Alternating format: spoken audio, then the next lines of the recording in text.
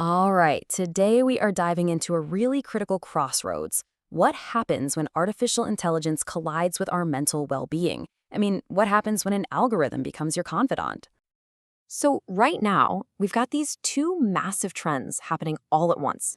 First, it's no secret that the need for mental health support is just skyrocketing all over the world. And at the exact same time, you've got this other massive wave. AI is pushing its way into pretty much every corner of healthcare you can imagine. So, you have to ask, right? What happens when these two incredibly powerful forces finally meet? To really get our heads around this, we're going to use a tool called the Steeple Framework. Now, don't let the name scare you. Just think of it like a special lens that lets us look at this whole thing from every single angle: social, technological, economic, environmental, political, legal, and of course, the big one, ethical. It just helps us see the complete picture. So here's how we're going to break it down. First, we'll look at the human and tech interface. Then we'll zoom out to money, planet, and power. And we'll wrap up by digging into the rules and the risks. Okay, let's jump right in with part one, the human and tech interface. This is all about how this tech directly impacts us as people. Socially, this is where it gets really interesting, almost like a paradox. On the one hand, you have AI apps that offer totally anonymous 24/7 support. That is huge for getting rid of stigma. But could that convenience have a hidden cost? Are we maybe trading real, messy human connection for easy digital comfort? And what about the people who can't access this tech in the first place? Now, what about the technology itself?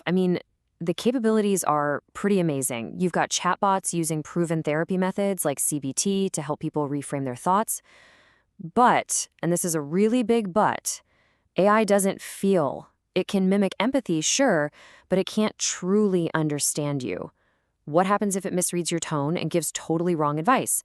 Are we risking the idea of human clinical judgment? You know, what's so wild is just how specific this has become. We're not talking about science fiction here.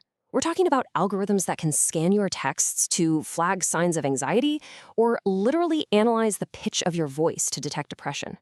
And our wearables, they're tracking our stress and sleep 24/7, creating this endless stream of data about how we're feeling.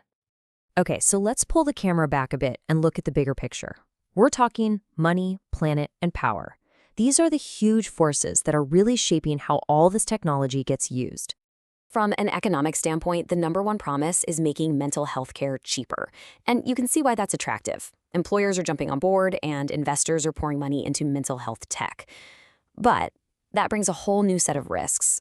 Are these tools just going to be over-commercialized? Will expensive subscriptions just create a new barrier? And of course, what does this mean for the future jobs of human therapists? The core argument is so simple and so powerful. AI has the potential to make therapy affordable for millions of people who could never access it before. But that leads us to a really tough question, doesn't it? Are we creating a two-tiered system where real, high-quality, human-led care becomes a luxury item, something only the wealthy can afford? And you might not think about it, but even the environment has a stake in this.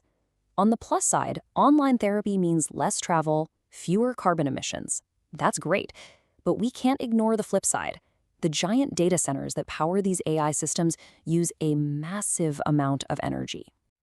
Politically, governments are starting to take this seriously. They're actually writing digital mental health into their national policies, which gives these tools a real stamp of approval.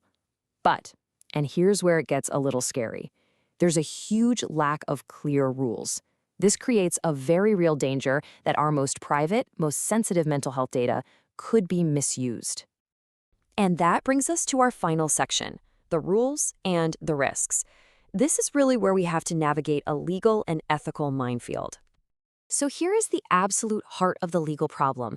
When an AI makes a mistake that causes harm, who's responsible? Who do you sue? Right now, nobody really knows. Yeah, data protection laws are starting to be applied, but there's no official stamp that says this AI therapy app is safe and effective. It's a total Wild West. Ethically, the conversation is really starting to heat up, which is good. People are pushing for transparency and working to fix biased AI. But the fundamental dangers are still there. If you train an AI on biased data, you're going to get biased care. And you have the very human risk of people becoming emotionally dependent on a machine. This all leads to maybe the biggest question of all. This one right here. Just let that sink in for a moment. Are we okay with the idea of replacing genuine human empathy with lines of code? So after all that, what do we do? Well, the clearest path forward seems to be all about balance. First, we need to think of AI as a tool that helps human professionals, not one that replaces them. Second, we have to put human connection first, always. And third, it's absolutely crucial that we build strong, clear, ethical guardrails that put people at the center of it all. Which leaves us with this one final, really vital question we all need to be asking. As this technology becomes a bigger and bigger part of our lives, how do we make absolutely sure that it heals more than it harms?